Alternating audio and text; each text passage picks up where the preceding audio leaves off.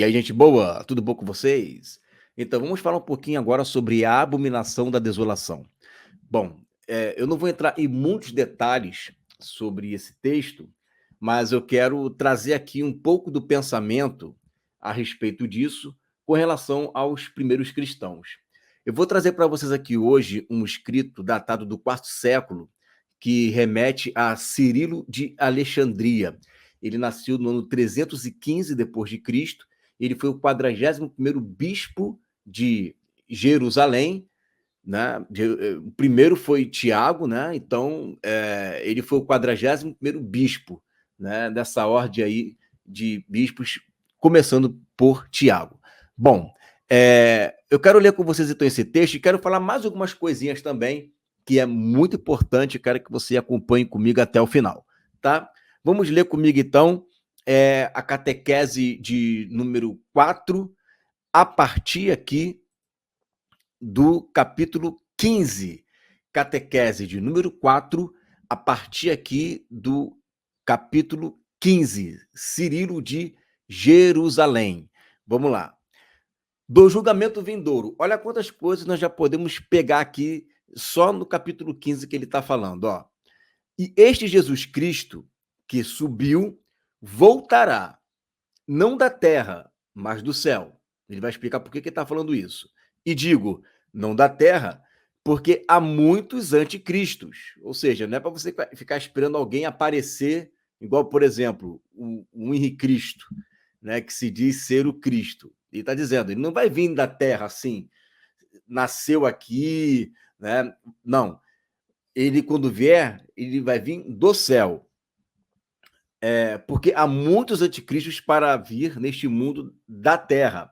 Pois já, como você viu, muitos começaram a dizer, eu sou o Cristo, Mateus 24, 5. E a abominação da desolação ainda está por vir. Então, preste atenção que você não vê, mais uma vez, nenhuma menção na literatura dos primeiros cristãos que dizem que Jesus voltou no ano 70. Você não vê nenhuma menção preterista disso. Nem Cirilo de Jerusalém, nem João Crisóstomo, né? Ainda que ele diga que houve um juízo no ano 70, João Crisóstomo vai dizer também que Jesus ainda virá. Tá? Então, aqui, Cirilo de Jerusalém ele está mostrando que haveria ainda uma abominação da desolação. Iria chegar. Isso ele está falando aqui, né, 3 séculos depois, né, do ocorrido lá no ano 70. Ainda está por vir, assumindo para si o falso título de Cristo. E olha que interessante, que eu vou trazer aqui agora um outro documento. Esse você já conhece, eu trago muito ele aqui para a gente poder ler, que é o de Irineu de Leão. Esse já é do ano 130 depois de Cristo, tá? Discípulo de Policarpo, que foi discípulo do apóstolo João. Olha o que ele vai colocar aqui nesse documento. Veja aqui comigo, olha só.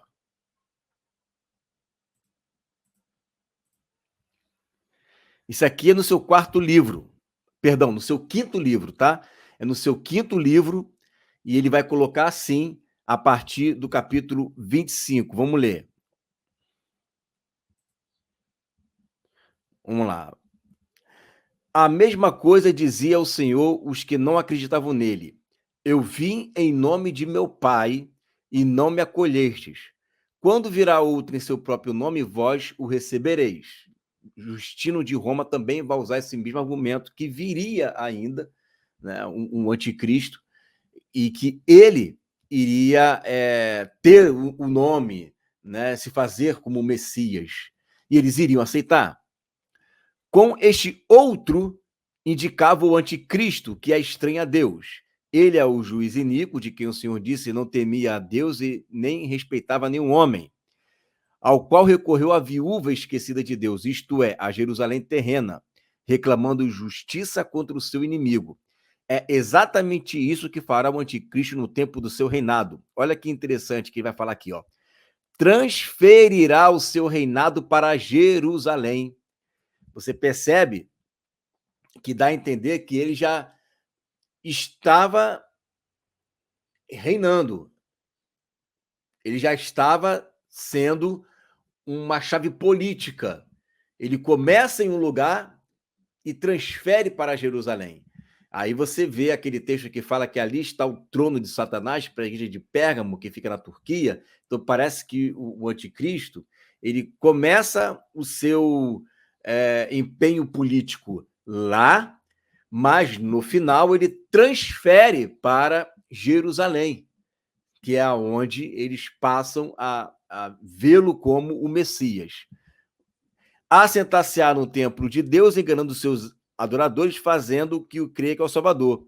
Eis porque Daniel diz ainda: o santuário será devastado, o sacrifício foi trocado pelo pecado, a justiça foi lançada por terra. E ele fez e conseguiu fazer isso. E o anjo Gabriel, explicando as visões, diziam a respeito do anticristo. E no fim do seu reinado, levantar-se-á um rei de olhar arrogante, capaz de penetrar os enigmas, seu poder será considerável, ele tramará coisas inauditas, prosperará em suas empresas, arruinando poderosos e o próprio povo dos santos. O jugo de sua coleira se apertará, a perfídia terá êxito em suas mãos. Ele se exaltará em seu coração e surpreendendo-os, destruirá muitos, causará a ruína de muitos e esmagá-los-á com as mãos como ovos. Tá? E aí ele diz: depois o anjo indica o tempo da sua dominação tirânica, durante o qual os santos que oferecerão ao Senhor sacrifícios puros serão perseguidos. Então ele está atrelando esses sacrifícios ali aos sacrifícios espirituais. Durante o tempo de meia semana, diz, serão abolidos os sacrifícios e a oblação, e no templo haverá abominação da desolação, e até a consumação do tempo, a consumação será dada acima da desolação. A metade da semana equivale a 3 anos e 6 meses. Então você está vendo aqui está coadunando, né, a visão de que a abominação da desolação também está atrelado à pessoa do próprio anticristo, que estará em Jerusalém, ele vai transferir o seu trono para Jerusalém. E aí você vai ver que Cirilo de Jerusalém, ele vai também trazer essa interpretação de que haveria de vir sim uma abominação da desolação, e quando esse viesse, essa abominação é o anticristo, um anticristo que estará lá em Jerusalém. Vamos continuar lendo o que ele está dizendo. Mas procure o verdadeiro Cristo, o Filho unigênito de Deus, vindo doravante não mais da terra, mas do céu. Olha como ele diz que esse virá. Olha como é que ele está dizendo. Aparecendo a todos. Deixa eu ver se eu... compartilhei, beleza. Aparecendo a todos, mais brilhante do que qualquer relâmpago e brilho de luz. Então, ele não vem de forma secreta. Ele não vem de forma secreta. Ele vem com brilho e luz. Não é isso? João Crisóstomo também vai dizer isso nas suas homilias são sermões, ele vai dizer que ele não vem secretamente. Observa que eu estou trazendo aqui a fé, né, dos primeiros cristãos, como eles, em hipótese alguma, de maneira alguma, eles tinham a ideia da vinda de Jesus de uma forma secreta, da vinda de Jesus de uma forma invisível, da vinda de Jesus em 2 fases, da vinda de Jesus que ele vem, e aí a igreja fica 7 anos no céu. Você não vê nenhuma literatura a respeito disso. Você vê palavras como tirar, escape, não é? Mas tirar, Deus vai tirar mesmo, arrebatamento é tirar da terra. O problema é quando que isso acontece. E aí os primeiros cristãos apontam para quando isso acontece. Nós acabamos de ler um texto aqui de Irineu, que ele está falando a respeito da vinda do anticristo, né? E que em outras passagens de Irineu diz que persegue a igreja. Ele coloca ali a palavra bem clara, igreja. Você não vê Irineu em nenhum momento falando que a igreja vai ficar 7 anos no céu. Você não vê Justino falando em nenhum momento que a igreja vai ficar 7 anos no céu. Ninguém fala isso. Nem João Crisóstomo, e nem, né, Cirilo de Jerusalém, e nem Victorino de Petot e nem nenhum outro. Você não vê ninguém falando isso. Isso é um total silêncio absurdo. Essa doutrina só passa a existir a partir do século XIX. E ponto final. E ponto final. Então, você não observa ninguém falando isso. E aqui nós observamos bem claramente, aparecendo a todos mais brilhante do que qualquer relâmpago e brilho de luz. Não é invisível. Não é invisível. Não é.